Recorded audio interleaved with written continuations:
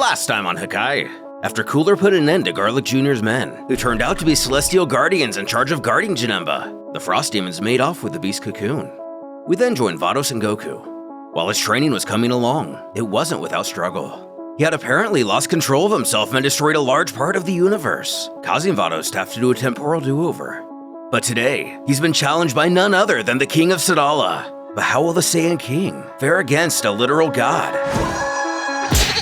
This is part 7 of an ongoing series and was created by Hakai. Support him and catch it fully using the links below. After King Christa called for a fight, it was quickly accepted by the Universe 6 Destroyer. They decided to go off to a vast desert far away from civilization. Despite the remote location of this battle, Kappa worries a fight of this scale will affect the entire planet. A worry that Vados has a solution to.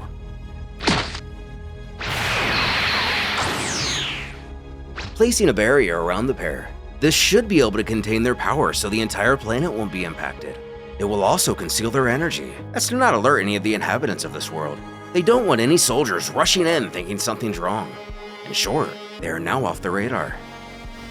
The fighters take notice of this. Goku's happy they can do this without worries, which sounds just as great to the king. Though the question remains what Christa was thinking when deciding to challenge Goku. The angel chimes that this must be part of Saiyan nature, simply wanting to fight powerful warriors. She then questions if this King Christa is powerful. Kappa explains that he's probably the strongest Saiyan to ever exist in this universe. Many years ago, a very powerful army invaded Sadala. They were so relentless, not even their entire armies could stand up to them. It was a massacre. An absurdly powerful child stood alone between the enemy and the kingdom. He was able to rid this planet of their foe. Naturally, that child was Christa. Even Vados thinks this is pretty impressive. Christa became the great hero of Sadala, and as time passed, he got even more popular until he became king, even though he wasn't a noble, which is something that's never happened before. Since then, Sadala went from a mediocre planet sprawling with barbarians to what it is today. He's probably the best thing to ever happen to the Saiyan race. The angel, however, has to point something out. She's already well aware that Sadala progressed over centuries, and surely Saiyans don't live so long. Kappa has a reason for this as well. Many years ago, in his desire to protect Sadala forever, he found out about the Dragon Balls and went to Namek to use them. There, he asked the dragon to make him immortal. Since then, he's been ruling and protecting this planet for about 1,000 years now. Making this whole thing all the more interesting. Here we have a Saiyan who is already immensely powerful from birth, and let him train for a millennia. He must be quite the distinguished warrior. While this may be true, since Goku's now a god of destruction, he's not sure even the king will be able to measure up to his power. He'll likely be defeated. However, this isn't the entire truth. Goku is still pretty far from bearing the power of a dominating god of destruction. Until he masters his powers, he won't be able to use much without the risk of losing control. In all reality, he'll actually be heavily handicapped in this fight. Christa may have a chance.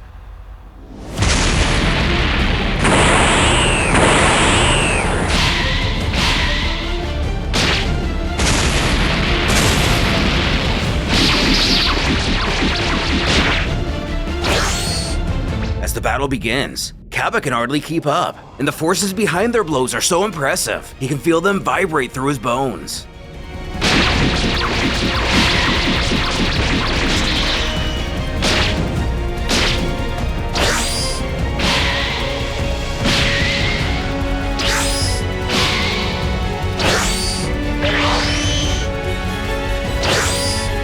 But in a shocking turn of events, Goku is actually on the defensive. The king is a lot stronger than he thought it'd be. At this point, Goku would put him around to Super Saiyan 3, probably even more.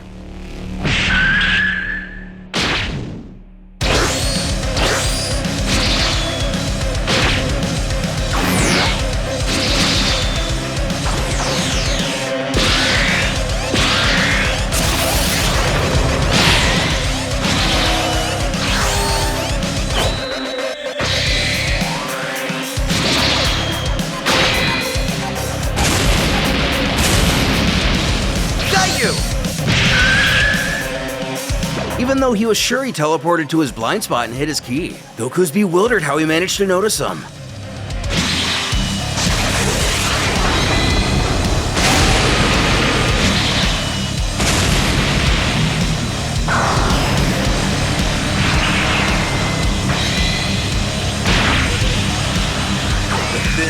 I'll end everything! Hakai!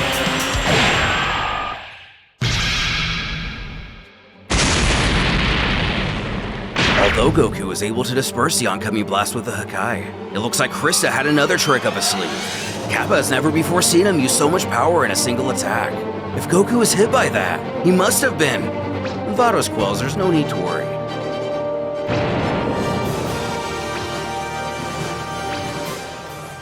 A statement that is soon shown to be true.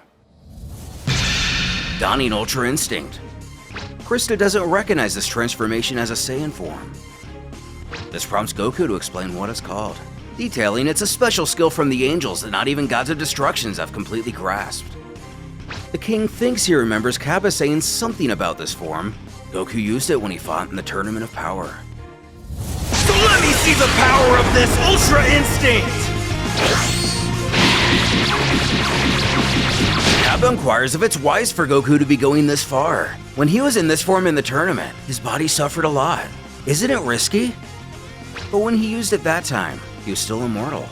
Since this is an advanced divine technique, it took his body to its limits. But now that he's been endowed with divinity and has an immortal body, that won't be a problem anymore. Though there's still another issue. If he overdoes it and ends up releasing too much power, he might lose control, and that would be a problem. For now, he's still using it safely, even to a lesser extent than he used against Jiren. But the line is starting to get really thin. Goku himself knows not to be reckless. Right now, he's at the exact limit he can use. If he raises his ki anymore, he might lose control and Miss Vados will have to intervene. Which to him would also mean he loses this fight, and he wants to win.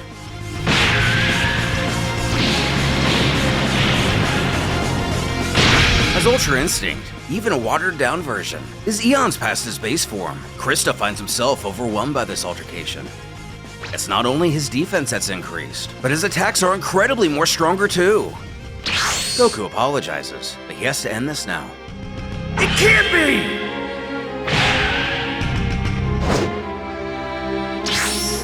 Huh?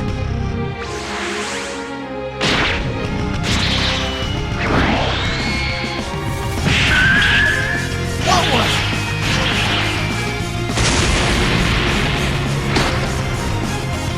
As Goku is about to deliver the finishing blow, Christa is able to not only avoid it, but counter. Vados notes that that last punch that the king used was way more powerful than anything he'd put out this entire fight. For our hero, it's not only that he doesn't know how Christa dodged his attack, but he was also sure that he himself should have been able to dodge his counter. Speaking of which, what's this energy? Is he transforming? While his physical appearance hasn't changed much, something inside of him is definitely different. The angel again chimes in to suggest that perhaps it should be expected that a Saiyan warrior who's been around for a millennia would naturally have some sort of hidden power. The Destroyer recognizes this energy. It's the same as when Broly came to Earth and wreaked havoc. If Christa has the same level of self-control as he, things might get serious. Get ready, Son Goku!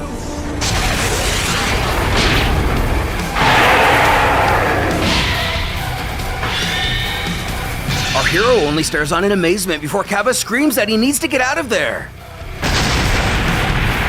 Hanging on for dear life, this is going too far for a friendly fight. Then again, one could theorize Saiyans treat every fight the same. Wondering who won.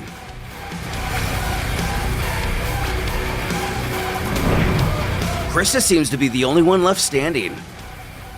Upon looking for Goku, Vados lets out a sigh of disappointment to see that it's gotten to this point. But what does she mean by that? Spotting our hero in the air. His eyes are now darkened as a sinister energy envelops him.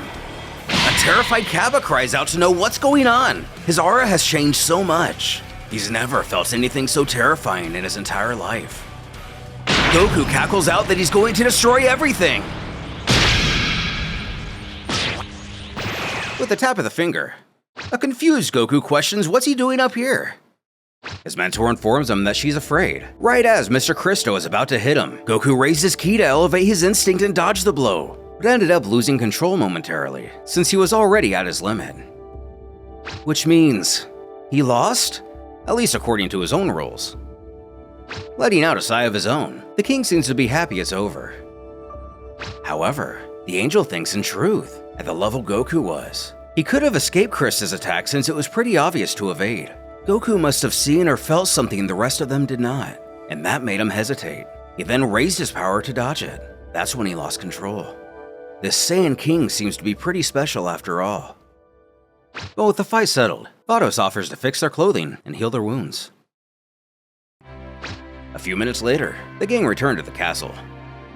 Goku thanks Christa for the fight. It was really fun, and it's good to know there's someone this powerful in this universe. But he would like it if he didn't hide his full power next time.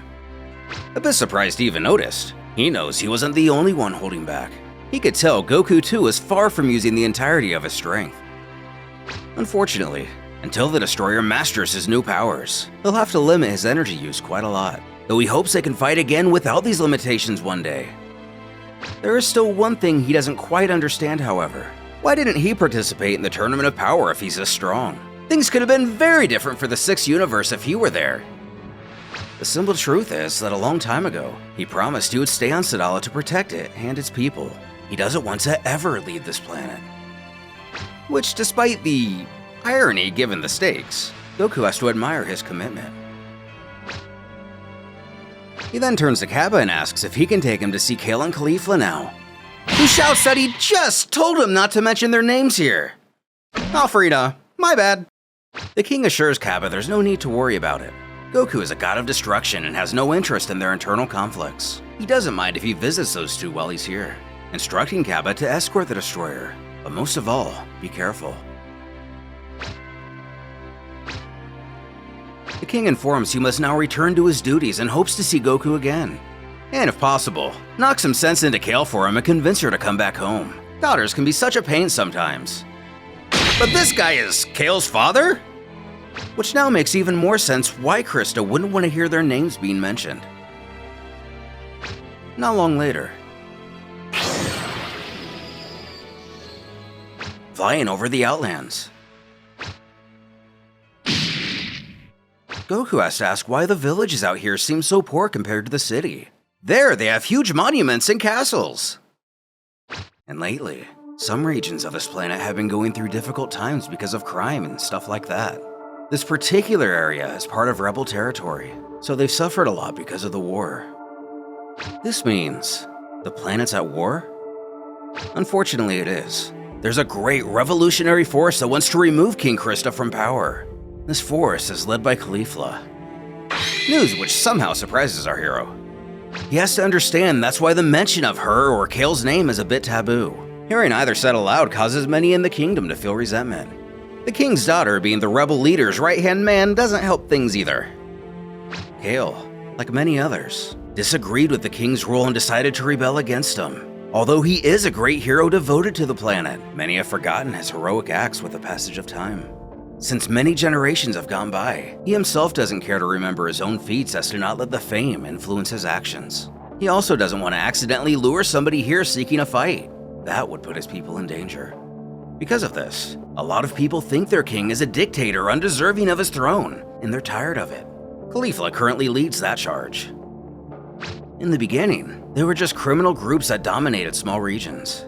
But in recent times, these rebels have gained funding from a tycoon of sorts who likes to take advantage of wars. Since this, the revolutionary forces have grown a lot and are giving the imperial forces quite a fight. Reaching their destination, Kappa points Goku to a castle in the distance. That is the building which serves as the rebellion headquarters. Kefla will probably be in there, but he himself has already gotten too close and is taking a big risk. If he were to approach any further, there would likely be trouble. But Goku has no issue with him and Vados taking it from here. Entering, a man alerts Kefla that there's a man and a woman wanting to see her. With a mouthful, she mumbles out to know who they are. But he kind of forgot their names already. The man was wearing a funny-looking necklace and the woman had a halo on her neck, like a angel or something. And this idiot! It must be Champa and Vados. That was really stupid to make him wait like this. Go let him in already. Stuttering, the man promises to get right on it. She can't help but wonder what Champa wants. Maybe he's gonna ask them to fight again for another tournament or something.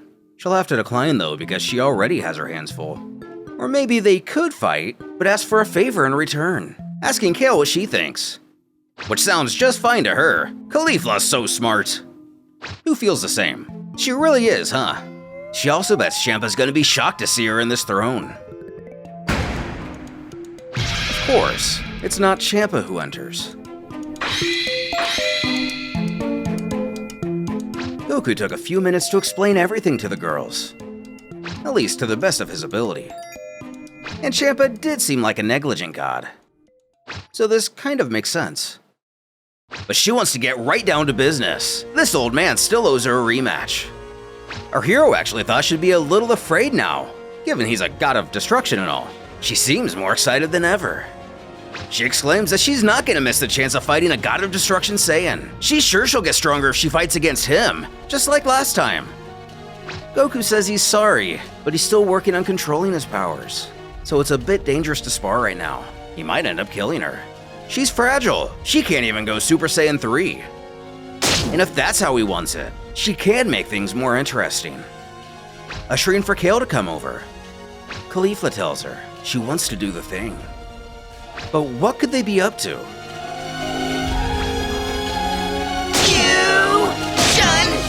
But this is a... Using the fusion dance, the result feels incredibly powerful. The fusion of Kefla and Kale. Kali. But when did they learn the Moran dance? She explains that after the Tournament of Power, Kale and Kefla were ecstatic with Kefla's power. They went to Kaioshin Fuwa to ask for his earrings so they can fuse whenever they wanted. Alas, he refused. He told them that the earrings were divine artifacts, and mortals shouldn't be using them so leisurely. However, they would persist and even threaten the Kaio a little bit. He eventually relented and enlightened them to an alternative. The Moran fusion dance, of course. The girls went to Planet Metamor and learned how to do it, giving life to Kali. Seems like Universe 6 is just full of surprises. Back home, the Metamorans have long gone extinct. But regarding this fight, what was it that Goku said he wanted? A Super Saiyan 3? Well then take this!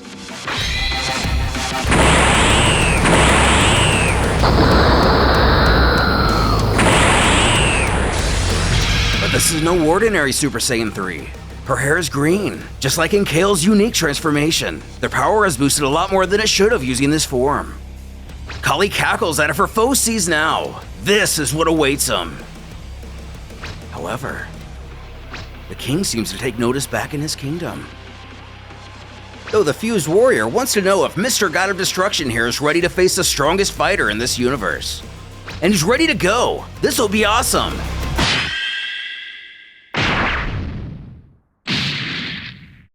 Though Vados has other plans.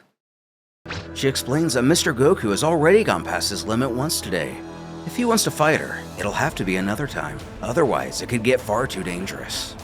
She plans on taking him elsewhere to rest, but they're welcome to speak to him on this matter again at a later time. Of course, even Kali knows there's nothing she can do about this. Streaming through the universe. The angel notes that, scares aside. She's glad that Goku came to this planet first. She's sure it's made him a lot more excited to be the god of this universe, simply from meeting all the powerful fighters there. Besides, he also found out how limited his control over his god powers are.